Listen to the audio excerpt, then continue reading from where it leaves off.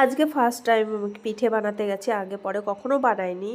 নারকেল কুচিয়ে নিয়ে তার মধ্যে চিনি মাখিয়ে রেখেছিলাম, কড়াইয়ের মধ্যে একটু দুধ দিয়ে ক্ষীর টাইপের করে তার মধ্যে নারকেল দিয়ে একটু পুর বানিয়ে নিয়েছি।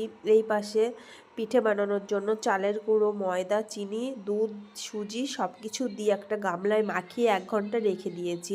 তারপরে একটা কলার কেটে নিয়ে এসে কড়াইতে তেল দিয়ে বসিয়ে ওটা দিয়ে মাখিয়ে মাখিয়ে রেখে দিয়েছি। রাখার পরে যেটা মাখিয়ে রেখেছিলাম দুধ, চিনি, সুজি দিয়ে সেটা কড়াইয়ের মধ্যে দিয়ে দিয়েছি। দেওয়ার পরে নাড়াচাড়া করে একটা গোল গোল শেপের শিপের মতন করে নিয়েছি।